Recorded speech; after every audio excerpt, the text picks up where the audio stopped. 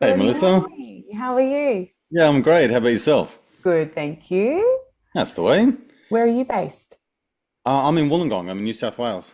Oh, okay, cool. You're in Brisbane, right? I'm Somewhere? Brizzy, yeah. Yeah. Yep. Have you always been in Brizzy? So we're halfway up the north coast now. Do you know the sunny coast? A little bit. A little bit, yeah. So we've made our way halfway up. We're on an island halfway up. We're about to go further up. So Yeah, okay. yeah, we got out Awesome. of Brizzy during COVID. I just thought, oh, I want to be closer to the beach with my kids, but Yeah. Good move. yeah, mm, for sure. How do you say your last name? How do you pronounce it? Kupsch, Kupsch. Kupsch, yeah, There you go. German. Oh, nice. And Mm. you married a German or you? Well, he's Aboriginal Chinese German. So his mum's Yeah. Aboriginal Chinese, his dad's German. Wow. So yeah. Yeah, it's a pretty funny one. When you look at him, you're like, oh, okay, yeah. Yeah, is that right? There you go. Mm, And your kids are just bits of yep. bits of that. Yeah, fully. Yeah, that's awesome. Mm. How's life in the world of Melissa Kupsch? It is good. Work wise. So are you familiar with homeopathy? A little. I A little. know a little about a lot of things, so that's Yeah, yeah, yeah. my uh, thing. But yeah, I do know, and I guess for me, I haven't experienced. I would have to say that I haven't gone to see a homeopath specifically for a few things, but I have seen people over the years that are in natural medicine that will I'll go there and they'll make up a little concoction of things to do with herbs and bits and pieces, and they'll work on digestion and they'll do iridology and they'll look at my eyes Mm, and say, we can see that you're blocked in certain areas. So I've always sort of lent down that path for mm, most of my life. Yeah, but mm, probably a good way to kind of start. Can you give me an idea of like what mm, is the difference between homeopathy and what is it, allopathic medicine? mm. So the difference between them, so the homeopathics, we are using energy purely to stimulate the body. So I feel like most people these days, especially in our circles, we have this understanding of, frequency and vibration and the effects on the body and the spirit. And I feel like in the world today, people are realizing now more than ever that it's these energetic, these vibrational things, even trauma, and what we've inherited from our parents down family lines. That's what's impacting the functioning of our body. Mhm. And I think what I find interesting, especially when you hang out with a lot of holistic people who are doing the right things, right? Like they're eating well, they're getting good sunshine, they're trying to be positive and do all that. I find it fascinating how many people are still really stuck in disease states, whether it's like severe mental health or, physical things like eczema or asthma. And they're just thinking, how do I actually get to the root of this issue? Like, why is my body still not working right when I'm doing all the right things? And then it's vibration at the core of the human body that makes it function. Like, have you heard scientists say, Greg Braden, Bruce Lipton, when you break down the human body, like right down to the smallest of cells, the subatomic particles, we're like over 90% just like empty space, right? They say that we can just perceive it as mass because it's slowed down enough, but we're really like this sort of walking hologram of energy that we think is like real and hard. But when you use vibrational medicine, then harnessed from nature, so with homeopathy, we are taking a frequency from all of these different sources in nature. Sometimes it comes from an animal, sometimes a plant, sometimes a mineral, but all natural substances. Then that energy, it has a unique vibrating signature. And when you match it up to the distortion in somebody's body, you trigger that body to push back and then it heals itself. Mm. So that's the whole premise of it. One, that we're using energy to stimulate your own internal mechanisms for healing and trusting that your body knows what needs to be done, right? The allopaths, they come in with their drugs and they sort of like march in and just like toxically force it to try and do something, get it into submission and like you will release more chemicals in the brain. Whereas the homeopath it triggers that like divine spirit and the energy that flows. And then you just find all of those levels balance out. So if I was to give you sort of like a real life example, I worked in fertility for probably nearly 5 years.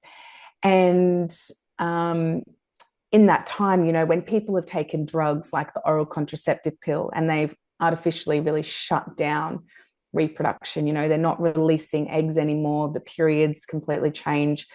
Sometimes when they go off the pill and they think, oh, well, I've stopped doing that, you know, toxic thing now, my body's just going to return to its normal fertile self. And that certainly doesn't happen. You know, it leaves this ongoing effect on the whole body. Unfortunately, with a lot of drugs, people think they're going to do something in isolation, right? Like, I only want to stop my fertility, but you don't. You impact your gut, your brain, your everything.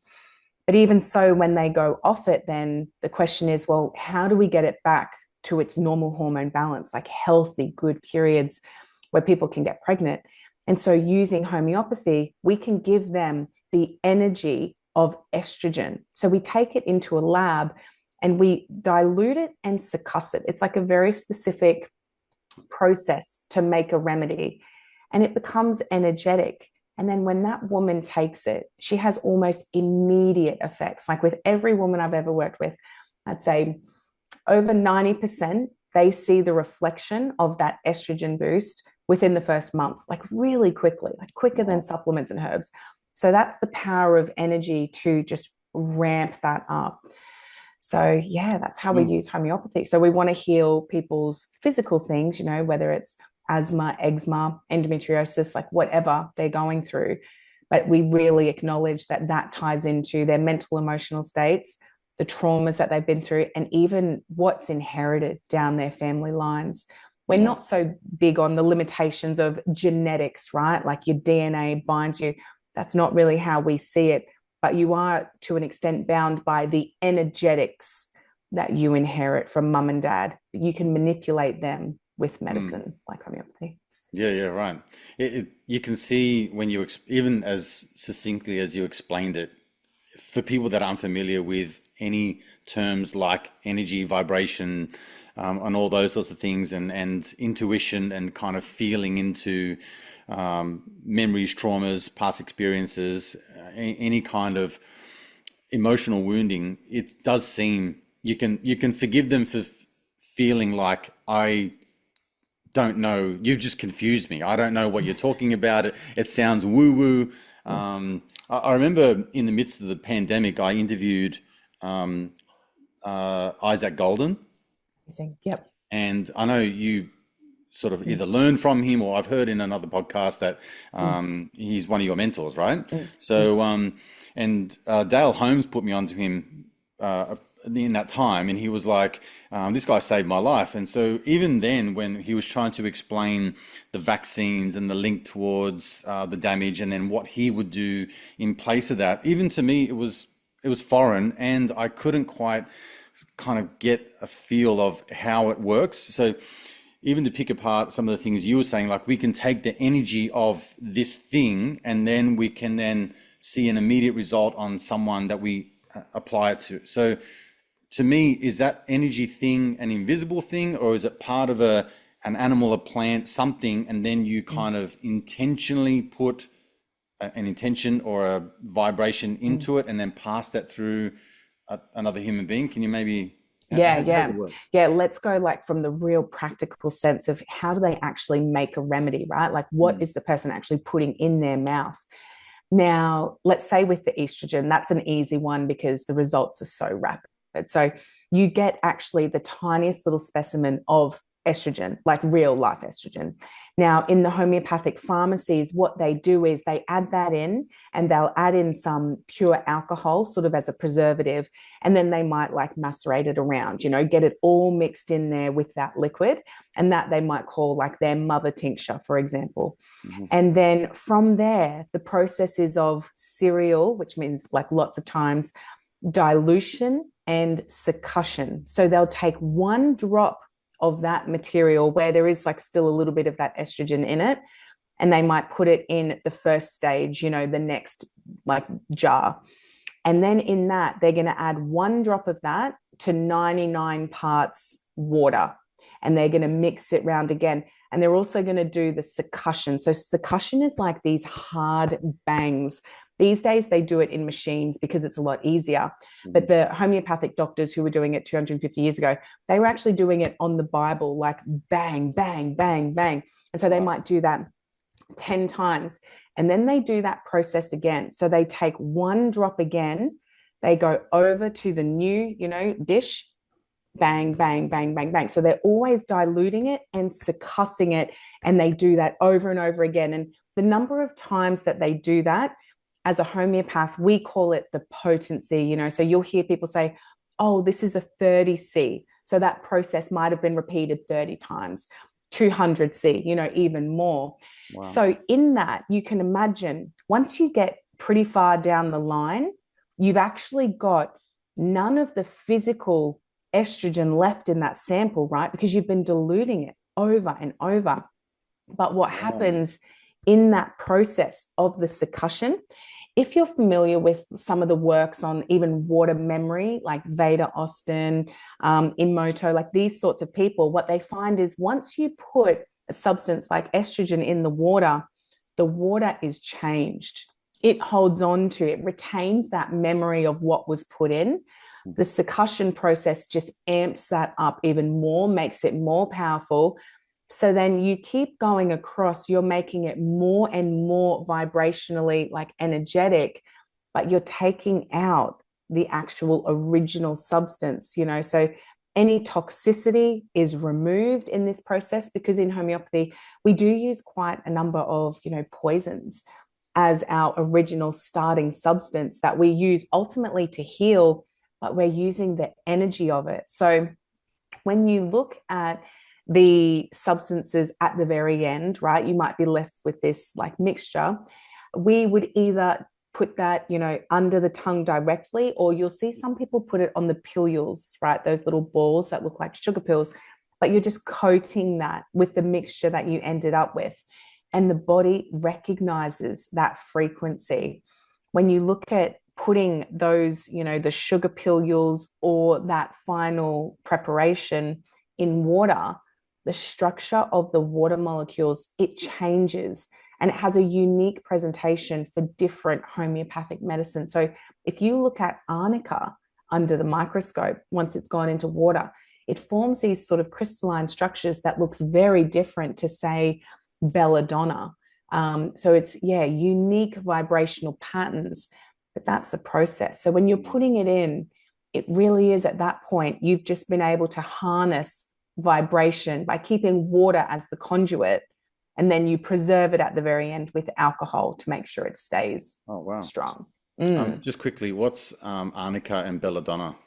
Yeah, so arnica is one that a lot of people will have heard of, and it's soft tissue injuries. So whether you've had a car accident or whether you're a pro soccer player, so homeopathy is a lot more famous in Europe, but the German soccer teams, their doctors, they just give them homeopathy like arnica sort of prophylactically, because they know they're going to exert themselves and they want rapid healing.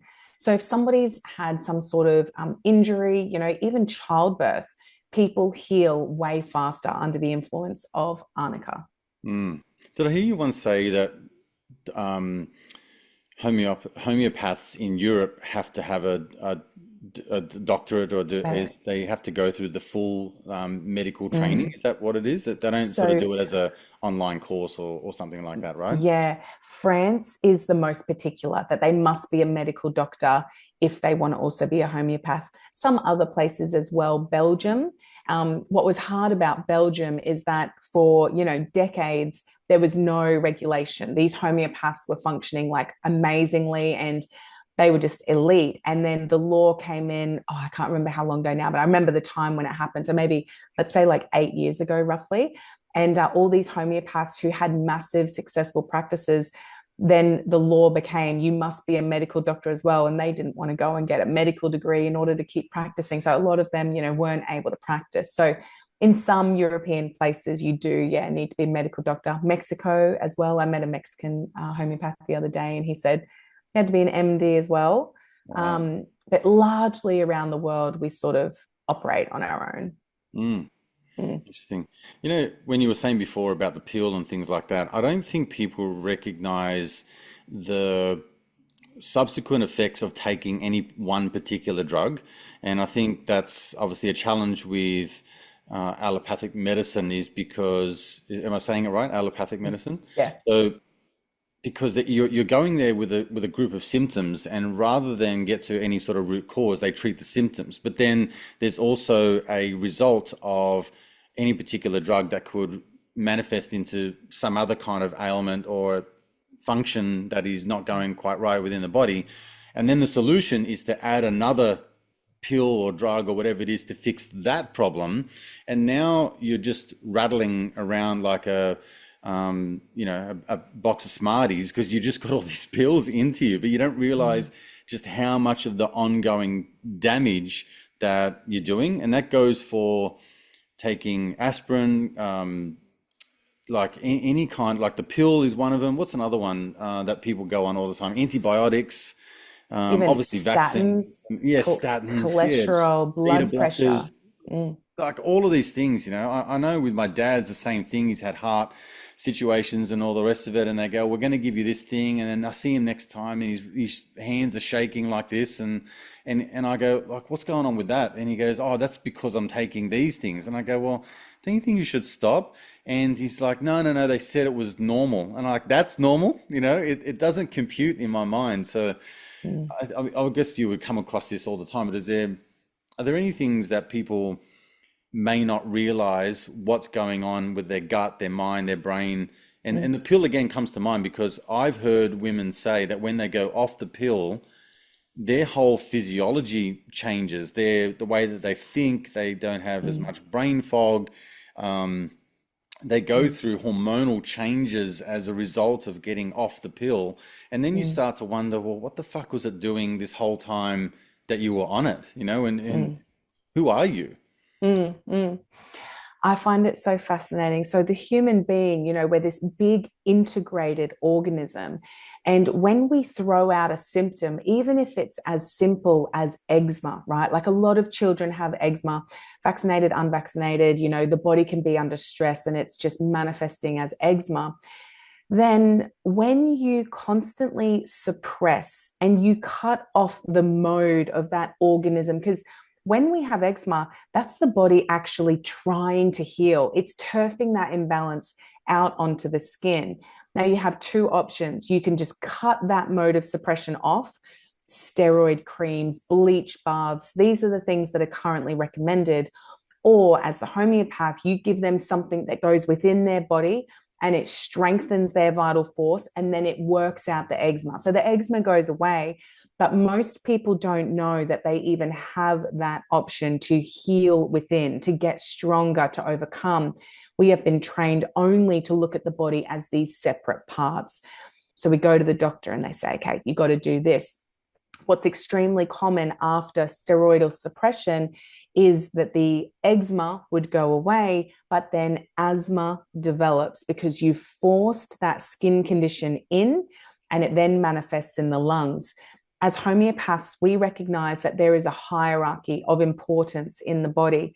The lungs are actually much more important than the skin. If you were going to have an imbalance placed anywhere, you would want it on the skin.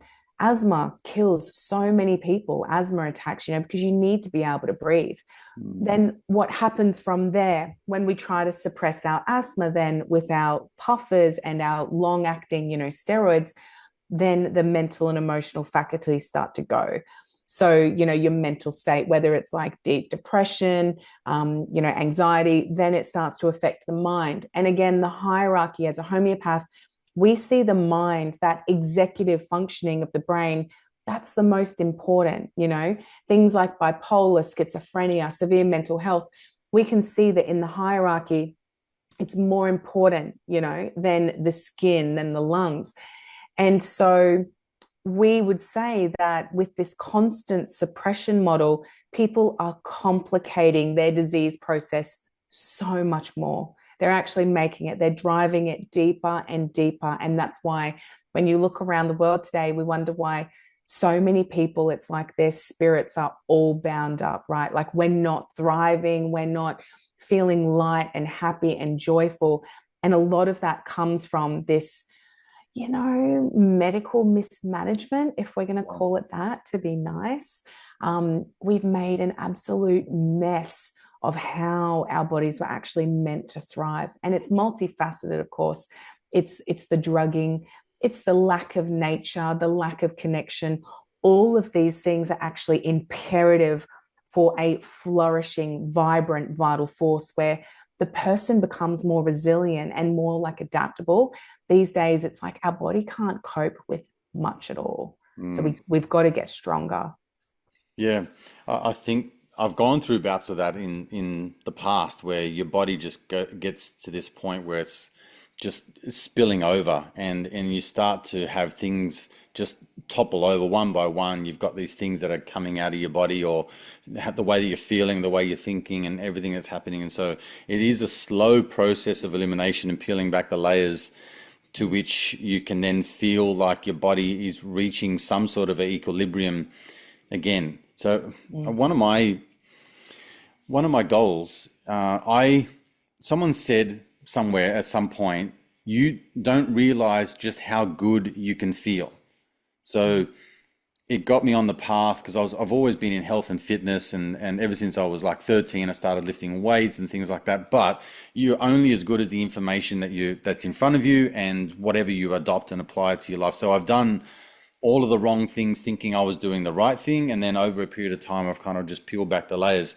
I feel like in my late 40s now, like I'll be 47 next year, that I'm at a position health-wise, vitality-wise, strength-wise, that I was in my 20s. But I guess what I'm trying to achieve now through emotional techniques and things to do with that, I'm really trying to get this third eye, pineal gland, that sort of higher mind thinking at a very high functioning level. And I guess in a long-winded way, when you're working with someone, or maybe even yourself, do you find that as the body heals, the trauma kind of dissipates as well? Because, have you ever done Yeah. not traumatic, but trauma healing? Have you ever gone to a Breath work, kinesiologist or yeah. like breath work, or anything like that, or any kind of modality that kind of works on an energetic level? And I've done a bunch of that over the years, and I still continue to do it. I love it. I think the placebo effect, honestly, is like a thing that I'm happy to run with. You know how you hear these stories about there's a placebo group and there's a control group, and like, yeah, but the placebo group still had an effect. So that must mean something. Like there's something there. So I don't care how much of I'm just buying into it because I really want things to change on an energetic level. But anyway,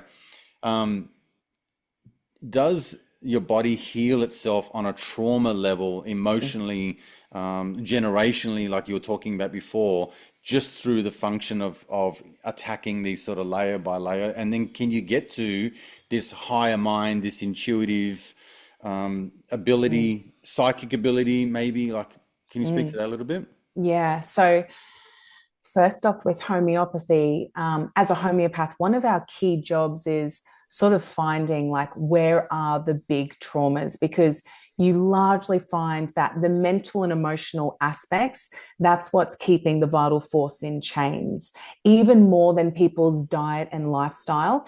It's that mental and emotional energy pattern that whether, people feel I'm just not good enough, because you can look at people, I bet we know them. Some people, it doesn't matter what your distortion of energy is causing you to do, whether you're doing drugs, whether you're drinking, whether I've got friends who, if they don't go to the gym for an hour and bust their ass every day, they're like a depression case. You know what I mean? Because they're like, I have to do this.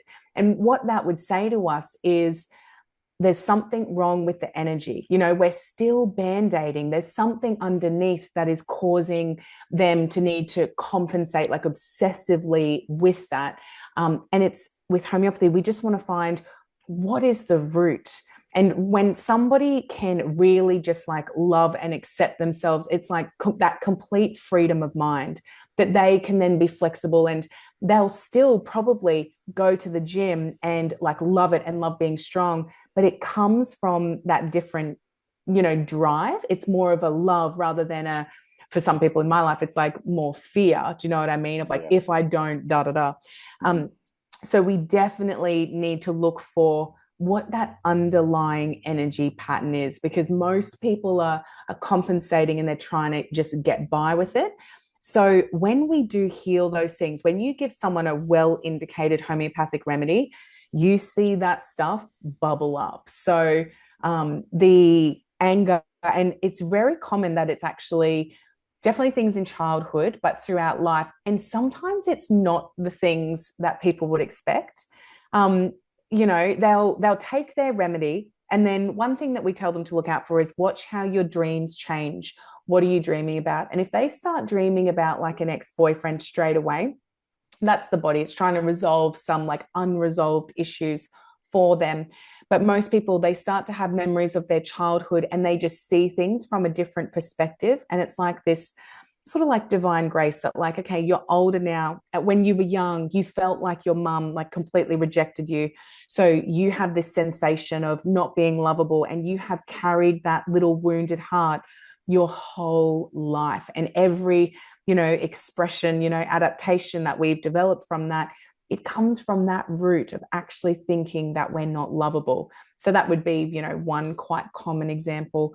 But there's patterns to people's mental and emotional aspects that when you're a homeopath, you can recognize, them. So the perfectionist woman who's had a history of glandular fever, she's prone to chronic fatigue, she's got gut issues, she's sensitive to anything. Her nervous system, she's constantly like overwhelmed, just trying to like da da da da da. It's like that's just an energy pattern. And you give her a well indicated remedy, and then she starts crying about like her dominating dad, or what it was like to grow up in like the church setting where like I had to be perfect and do all these things. So it literally like brings it up from the dredges. And I would say I've been in the healing circles for like long enough. I've witnessed a lot with, breath work and the somatic like stuff. And I think it's all valuable, but I think nothing touches the depths of like that cellular level sort of Really? soul as homeopathy. It's like the most powerful. I have no doubt about that. So that's phenomenal. But then you release that and you'll like see people, and it's the anger. A lot of the time it comes pouring out, and you have to get your patients ready to be uncomfortable with that and say, this is really appropriate, because all of this anger that's coming up, it's all the anger that you swallowed down like your whole life. Let it come up, find like an outlet, whatever that is. If it's boxing, if it's screaming, just find a safe way to do it, because let it out. And then their physical issues dissipate, because it's energy, trapped energy, with that trauma pattern that's going round and round. So what I like about homeopathy too is that once you really get to that root, once you find it, it's like it's like a complete transmutation of energy. Like they feel like a whole new person. And some of them will say to me, like, I've been in talk therapy like every week for the last 20 years. Let's say, like, a lot of the patients, unfortunately, they've experienced sexual abuse when they're young. So you've got like the fear, the shame, the anger, all this stuff that they've just like been stuck with. They just don't know what to do with this energy because something happened to me that should never have happened. And like they've tried to forgive and they've tried all of these things. But it's when you give that homeopathic medicine and they say, oh, here it comes, and they're angry and they're feeling all these things. But then after, they can look back on these old traumas. And of course, they remember the situation, but the charge of it, the energy, the emotion, like there's no more anger, there's no more tears. It's like their spirit is free. And so to move on then to the second part of your question with, I guess, like sort of spiritual enlightenment, I do believe that even a lot of the ancient texts in what they're talking about, it's that when somebody is sitting in that harmony, that like good vibrational alignment, that's when things, you say to the mountain, move, and the mountain moves. It's this like faith and just, powerful energy that you're connected to this unified field. There's nothing blocking.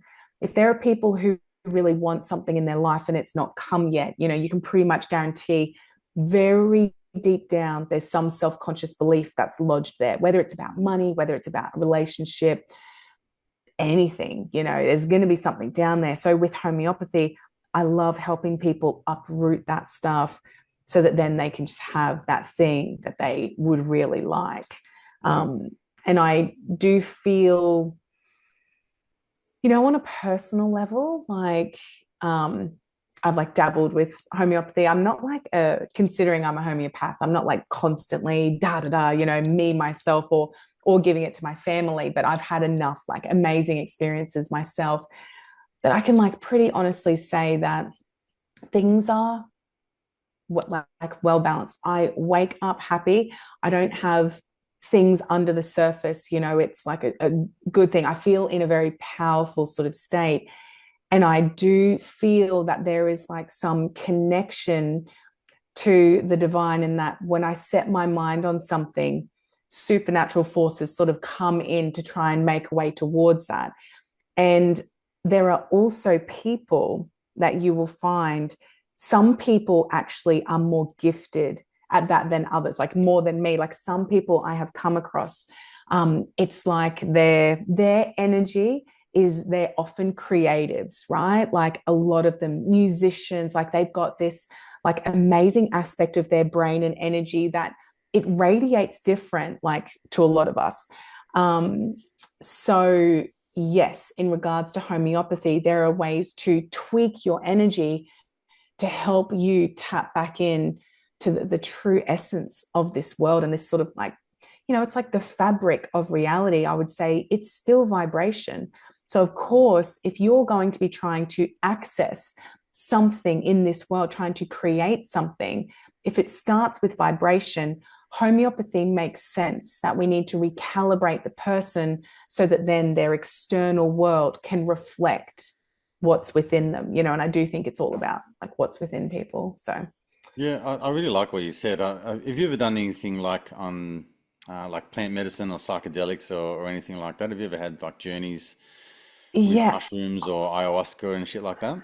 I haven't. I am, but it has a similar effect, Mm, I would say. One thing I've seen some people where they'll do the ayahuasca and they're doing the seeking, and it sometimes seems almost like a loop. I mean, I'm a bit of a nervous Nelly about any aspect of sort of leaving my like my spirit yeah. leaving my body. It's probably just, when I was younger and, probably heard one person say like da da. So I'm like, oh.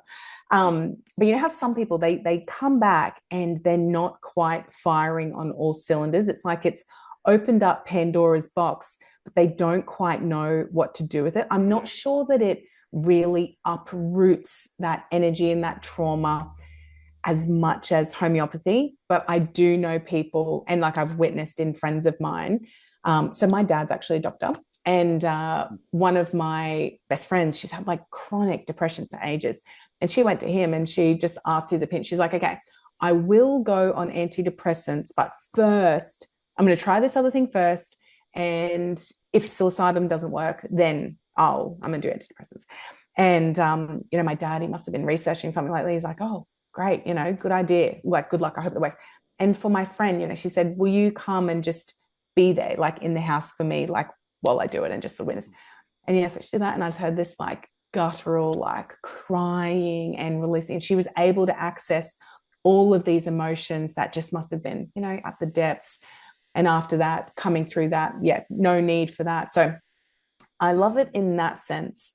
But also I would, she hadn't done homeopathy. So it's just a funny thing. How do you feel about it? I've dabbled, Mm. and but also I resonate with everything that you just said because I've done some DMT. I've had an experience, but it wasn't profound to the degree that I had this life-changing perception, and everything was like hunky-dory after that. I've dabbled with a little bit of mushrooms and just sort of done microdosing and what have you. But I've also had profound experiences with like deep breath work and Mm. meditation, just long, deep meditations and things like that. Mm.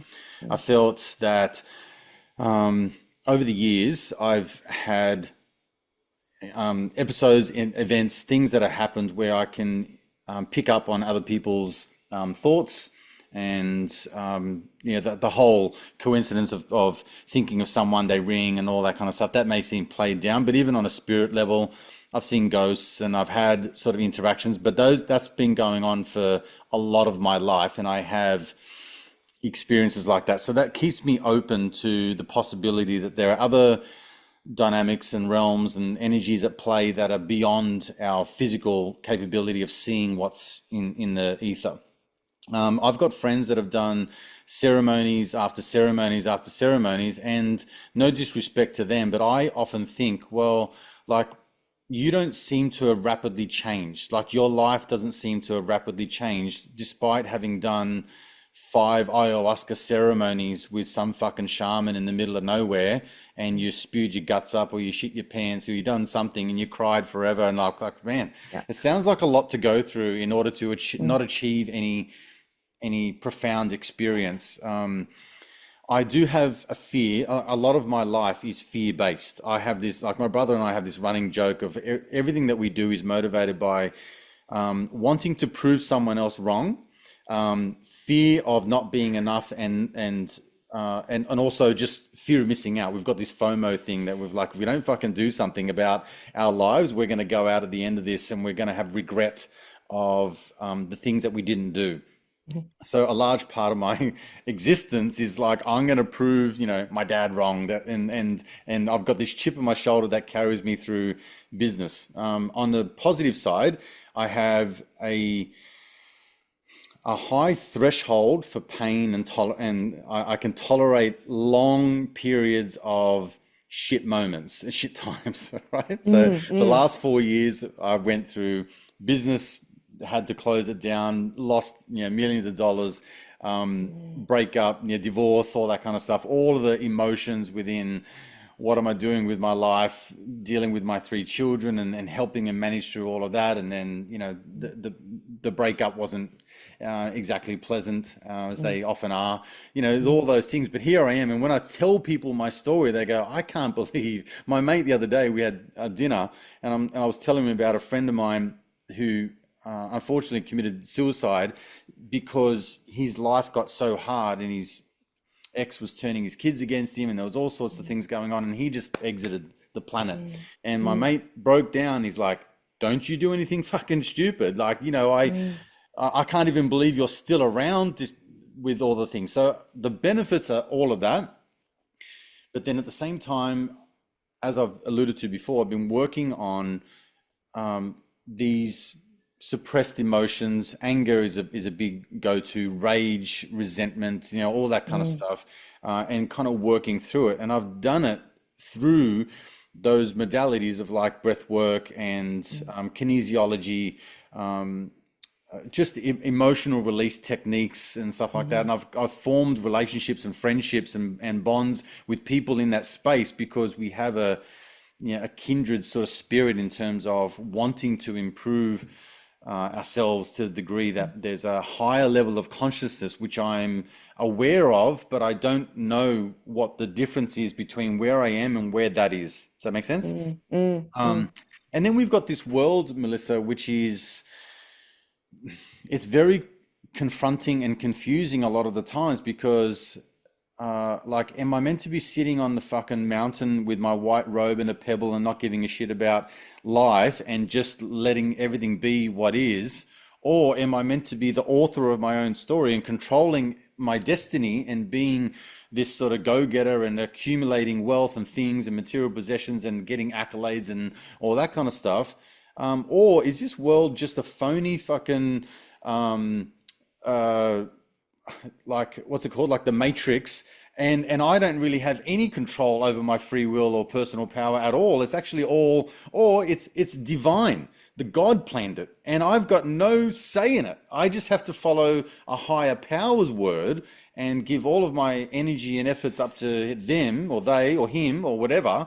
And I was just like, fuck, that's a lot to deal with when I really want to leave the world a better place than what I found it. And I really want to have an impact on human beings. And I really have I feel a talent for communicating. Like, my voice is my number one asset, and it always has been. Sharing knowledge, teaching people, hated school, hated my teachers, but loved teaching and loved learning. So anyway, it's a lot that I've said, but Are do you you right-handed or relate to all of this? left-handed? Yeah, out of Left-handed. curiosity.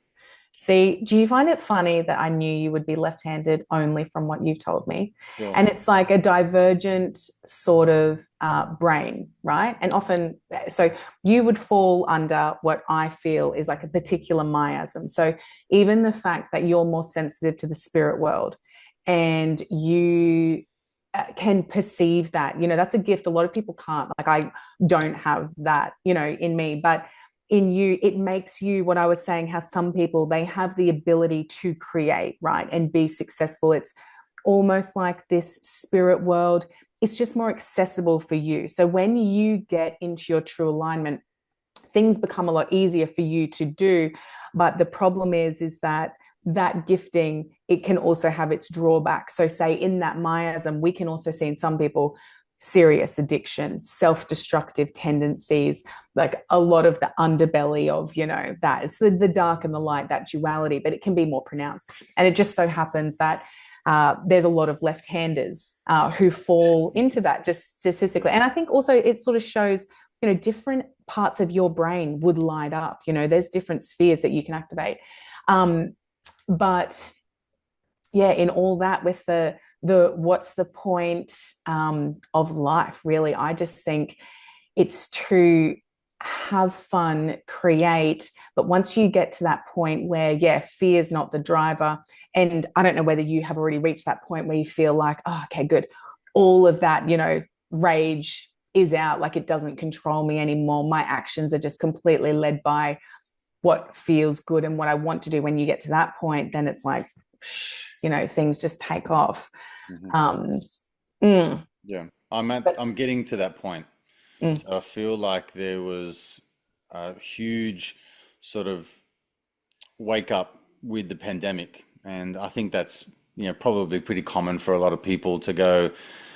I had 3 months at home, and then I realized that the relationship that I had wasn't what I thought it was, and then also the pandemic caused such a division between people and their perceptions and what their thoughts were on things, that you really got to see the true colors of human nature in its best and worst. Having three children, that brings out the worst and the best of you. You can love someone to the ends of the world and give your life for them, and then want to strangle them in the next moment. So it's just like, and I've got three boys, and they're starting to grow up into really beautiful young men, and yeah, so it's all of that. But I do feel like I'm a lot calmer version of what I once was, and the things that used to trigger me and make me light up emotionally don't. However, it was off the back of a lot of crying out stuff. mm, mm-hmm. So I do get quite sensitive, and I'm quite emotional at times, and I do feel into things. And a part of that was a self-realization that I'd allowed myself to, I guess, lean into a lot of that, feeling other people's emotions, and also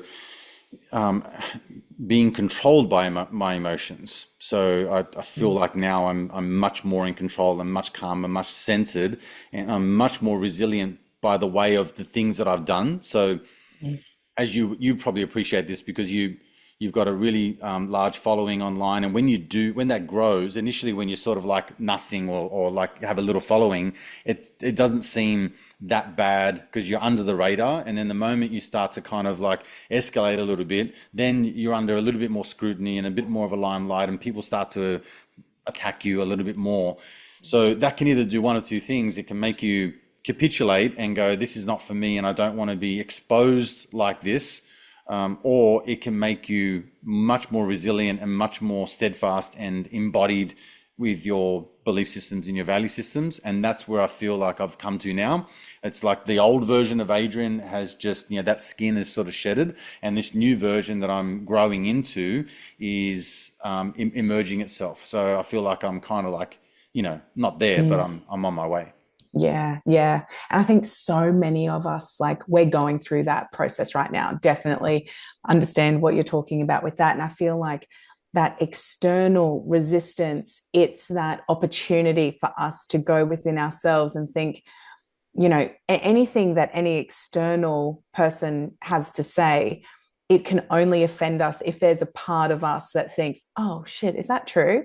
You know, and that's where you get like that knock. Whereas you get to that point where like you go within yourself and you're like, nope. And then it's just like boom, boom. And we just slowly elevate. Something else comes to like test us. Maybe you lose a bunch of money and it's like, but you go back to that core of, you know, why do I even do what I do? We constantly get these opportunities to just come back to that real heart-centered. And, you know, it's like the way that we're meant to live as humans, you know, when we recognize that we are all related, right? So your gifting is your communication, right? And probably inspiring others and bringing them together. And it's that recognition of like, we're all the same, really. You know, we're all like doing the same things and just wanting like a peaceful, free, happy life. And yeah, so just inspiring people towards that, but doing it yourself. I mean, in homeopathy, I'll give you an example of a remedy that, like, I don't know that you would be it, but potential for it. But there's a remedy called Aurum Metallicum, and it's actually made from homeopathic gold. And it's like these people, they have a real sense of like duty, you know, in the world. And it's like a responsibility that they feel their whole life. So sometimes they grow up and they might be like the golden child, really sporty or really gifted, or like, you know, they want to be sort of like perfect and good and excelling in things. But then sometimes that energy, it can like take them their whole life, and it can sort of drive some things. So life can stop being spontaneous and fun and joyful and just free, because it's like, oh my gosh, there's such like a serious sense of duty. Like I have to achieve it in my lifetime. I have to get it done. And so these people, they can be prone to like certain physical things, like heart issues is their biggest thing. But like mentally and emotionally, they can be more prone to things like depression because of that heaviness, right? The energy is just set in motion. But so say when people find the remedy, you know, and there's really about like 100 remedies that are like really well studied. So I've actually even just got a book here, but this is like you go through and you read, you know, all about the different ones. And when people find the one that resonates with them, it helps them to let go of any of the negative aspects of that distortion of energy. So it's like the heaviness just lifts, the depression lifts.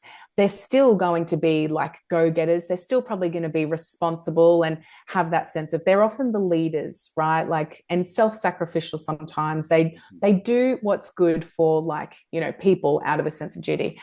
But yeah, it's just like bringing it back into alignment. So, you know, for me, it was a completely different remedy that really resonated the most and got my spirit to like just let go of a lot of, you know, grief. So, you know, it sounds sometimes I think like a bit simple. I've had a very blessed life, but when I was younger, my parents divorced, and my parents have had a couple of divorces between the two of them. And it's like I was just so young, and it just really like broke my heart, you know. One minute my dad's there and then he's just gone. And back then, you know, custody was more of a 2 weeks with mum, see dad for a day kind of thing. And so you can just imagine, like, as a 3-year-old, as an adult, you think to yourself, oh, but, you know, plenty of people get divorced, you know, that's just like the world. Like, why did it have such an impact on me? But you look at it through the eyes of like an innocent 3-year-old, and you're like, oh, I can understand. And so let's say some people, they have issues like with their parents, and like, let's say how you're saying, you know, I want to prove to my dad, like, whatever, I'm going to prove wrong. It's like the most innocent of things sometimes when we're younger that is sort of out of our control, but they can grow to manifest and be like our driving forces for so many decisions and behaviors and adaptations that we make. And you could see, you know, through my life then, this even fear of divorce, you know, because my parents are divorced, I put so much pressure on myself, not even knowingly, right? But from when I'm like 17 to for 7 years, I really wanted to meet someone, settle down and have kids. It's like my waking thought, right? That's all I want, because I didn't have that whole family. That's all I wanted. But when you put so much like energy behind it, it's like the underbelly of that was more fear. And it was like I was just blocking myself because I was like, oh my gosh, like this could go wrong. So yeah, using homeopathy to address the deeper rooted issues there, fear of rejection, you know, because when you see a divorce, it just sort of, you know, shocks like your whole system. Yeah. So to be able to use homeopathy to let go of that grief from like truly being a 3-year-old, it's like that's pretty phenomenal, Yeah, sort it of, is. yeah, setting yourself free in that way. Mm. No, you said a Mm. lot of things that resonate. Within my coaching, it sort of went from business to more personal development and using, like you said, some of those things to kind of inspire people and get them off the mark. I feel a lot of people just get to a point where they get a little bit stuck and they just don't know what they don't know, so they don't move anywhere. It causes this state of inertia and they don't do anything. My personal delivery is a very practical. I don't know if it's just a man thing or whatever, but it's a very no nonsense, very practical way of getting out of your own way. I Mhm. feel like a lot of people put a lot of weight on something that doesn't have to have that much attention. And then the moment you shine a light on it, I just sort of say like when the lights go on, the cockroaches scatter, Mm. so it's just like you just need to shine a light on it. The more you do that is it's to your benefit over a period of time. So I do that, and I've worked on this sort of like top down type of approach to things. Just do something that moves in the direction of your goals, and through the momentum of things, you figure it out along the way. I'm happy to zig and zag as long as you kind of like move to that point. I kind of have this thing: if the goal's here and you zigzag like this, right, then you figure out what's going on. You just need to go there, and you're there. But if you Mm. stimulate yourself, or you sort of overthink things, you think things through to the degree that you don't make any decision, you still remain here, and the goal actually starts to get further and further away from you. Mm. But I like your approach to it because it does sound that I could add an element of that cellular level to the emotional work that I've done and to this practical application of the things that I learn, and then weave it into how do I direct this into a sense of purpose and direction and meaning that means something to me Mm. rather than what someone else has maybe embedded in my subconscious, or whatever it may be, via an experience like a divorce, which I went through with my parents, and just all of the other traumatic shit that everyone goes through. No one's ever had like a easy breezy life, right? Like everyone's got their Mm. own version of events. But I wanted to ask you, so I know you picked on a left-handed person. You've said a few things about the way that I think and the way that I have been raised and all the rest of it. So when you're, I guess, diagnosing someone, is it like, do you use the stars and the moon and their Taurus and their, their birthday and all those sorts of things, or do you have a questionnaire of things that sort of says, tell me your problems, or do you have a, this is Right. the remedy for this, and this is the remedy for that. So which box do you fit in?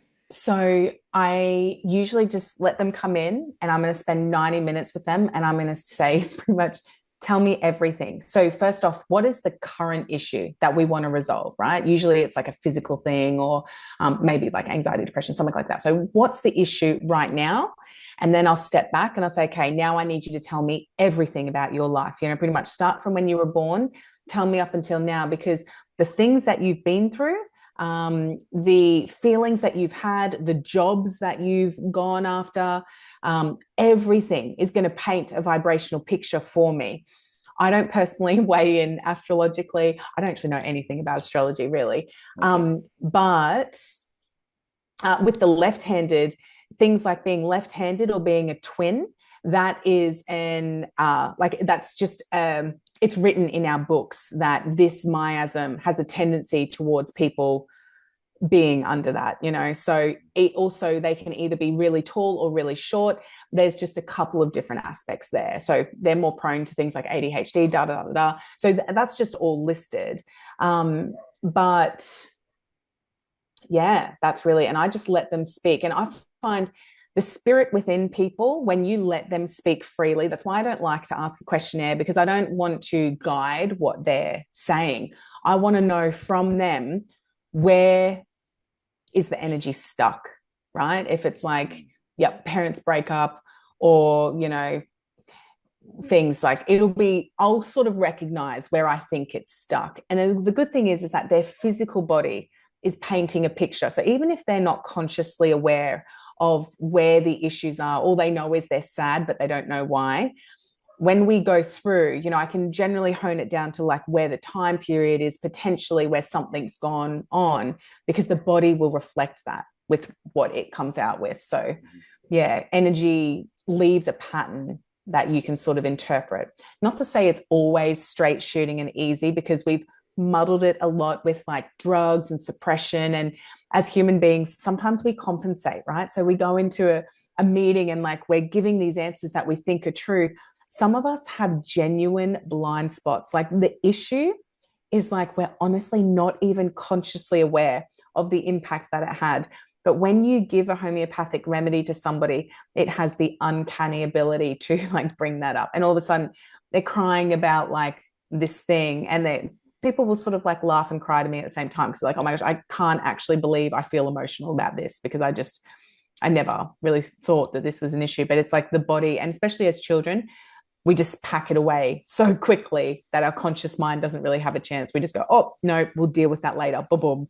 And then as adults, usually 30s, 40s, 50s, beyond, that's when we start to get more introspective. And that's where the real growth and shedding that old skin, can come in. Yeah, for sure.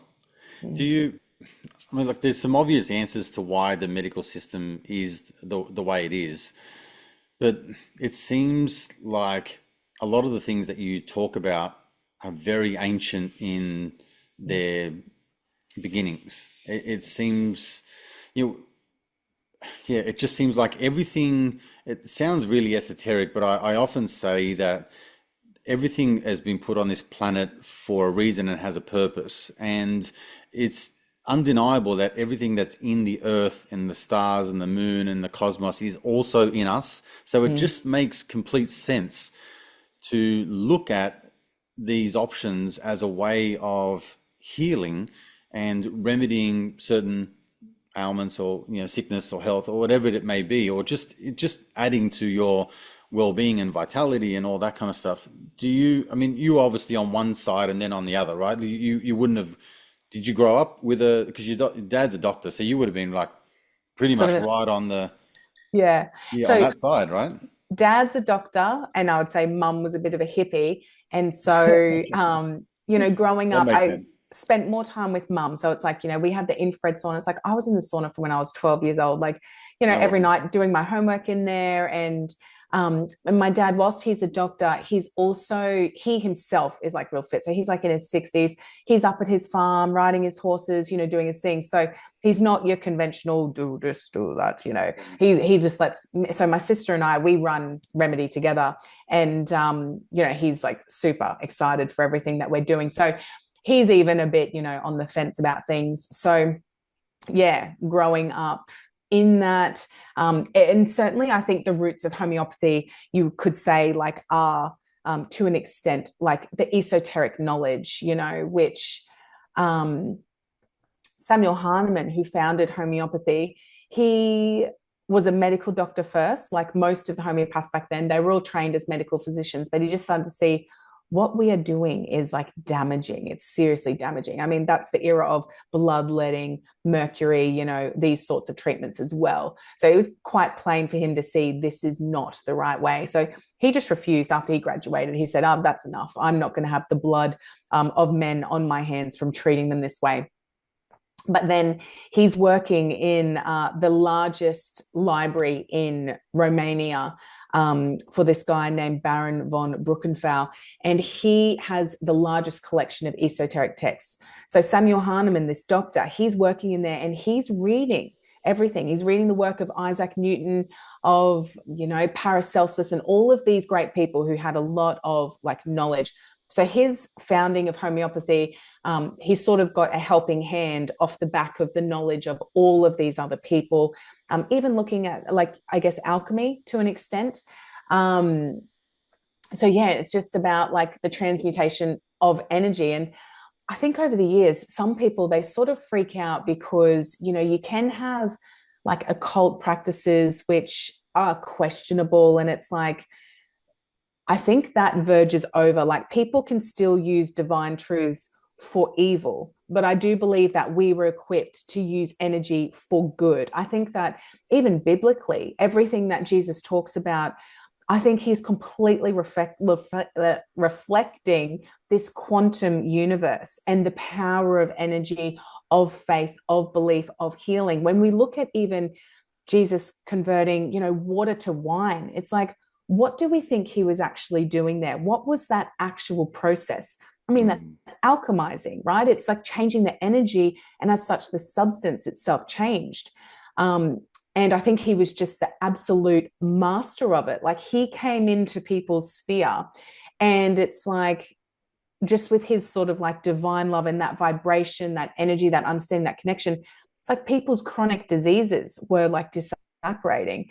And so, yeah, sort of looking at it through that lens, I sort of walk down this middle road where I don't like to give myself up to any random, theory under the sun. I've got some friends doing some weird, stuff, even when I was at uni, because when you go to a college of natural medicine originally, you get some of like the raging, hippies and doing all sorts of stuff. But I always just look at the fruit of people's lives. And like you said, with the friends doing repetitive ayahuasca trips, it's like, what's the fruit though? You should be able to see like and feel from that person like a contentedness, I think, and like that sort of genuine. Some of us, I think, are like constantly seeking. So my friends who are doing, oh my gosh, like some of the things, I'm just like, yeah, that's not, a road I would want to go down. But yeah, long-winded answer to yes, esoteric overlap.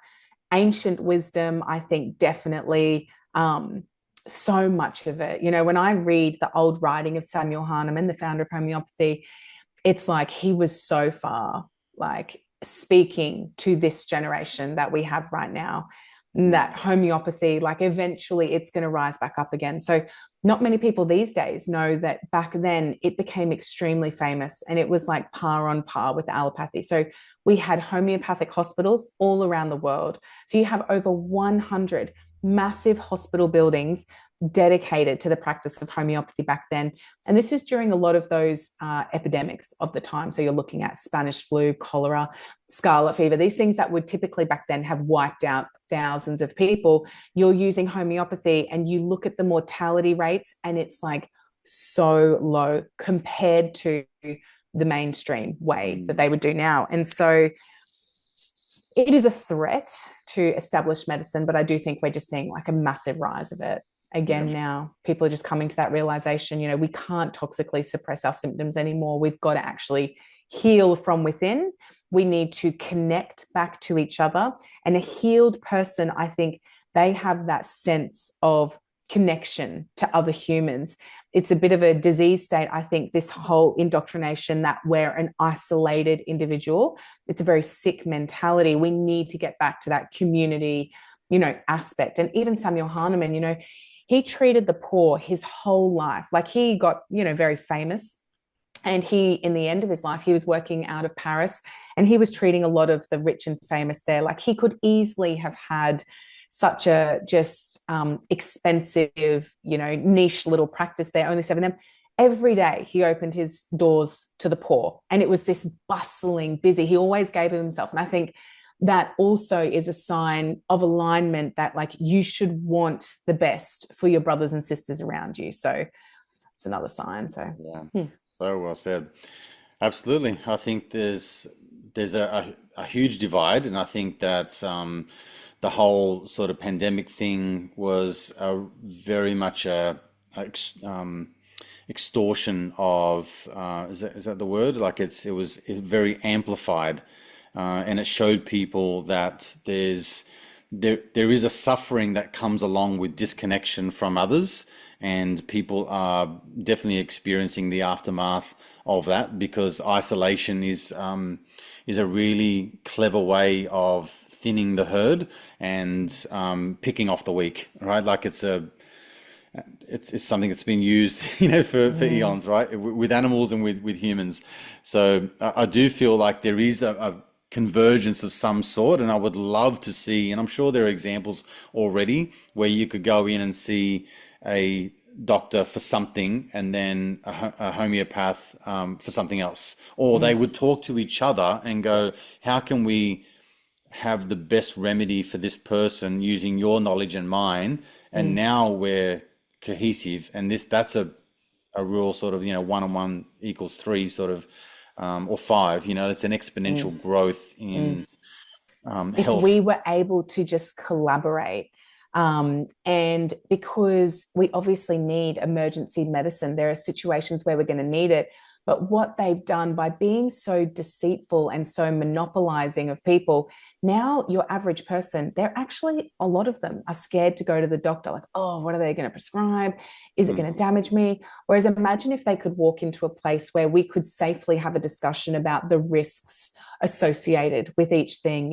Start with homeopathy. My thing would always be, unless it's an emergency, and you need emergency medical attention, start with homeopathy. Even infertility, I think every couple should have to do homeopathy before IVF, because if so few people would need to go on and continue with IVF.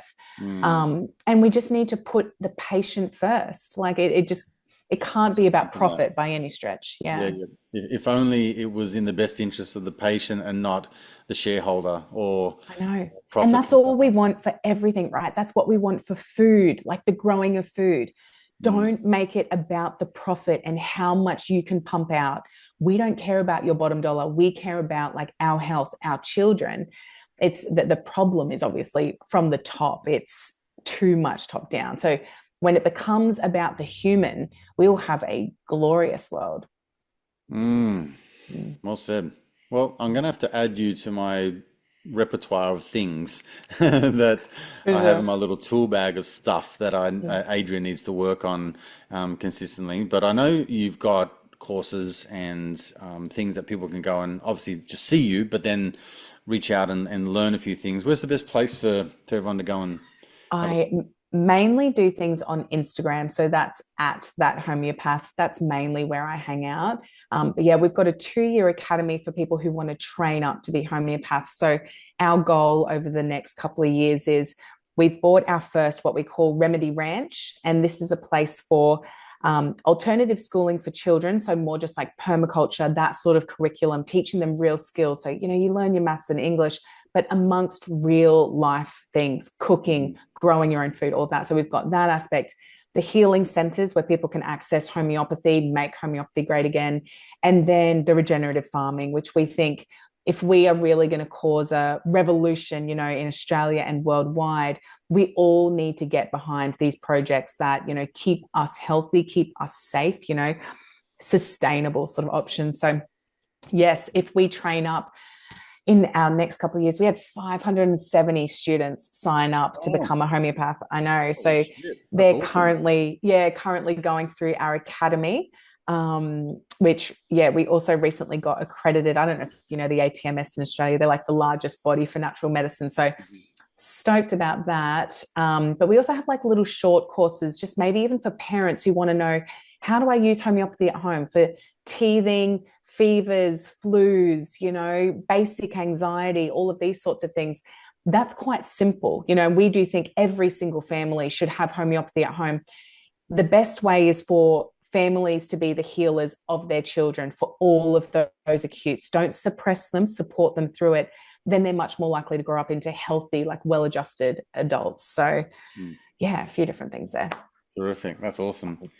Well, it's amazing to talk to you. I'm really glad we had this opportunity to catch up. I've been Thank watching you for a you. little bit online and through certain circles and connections. I've I gotten think to listen to you and appreciate everything that you do. So I want to thank you for that. I'll have to make my way up the coast, I think, and then for pop sure. in and say hello. I think it'd be a good excuse to get out of town. For So, sure. but I'd love to circle back at some time, and if there's anything that you want to sort of cover off on or inject into the world and all the rest of it, it'd be great to circle back. I think people will really get a lot out of this. So, thank you. I love it. Thank you so much for having me on. It's been a pleasure talking to you. Yeah, same. All right, I'll talk to you soon. Awesome. Thank you. Bye. Bye.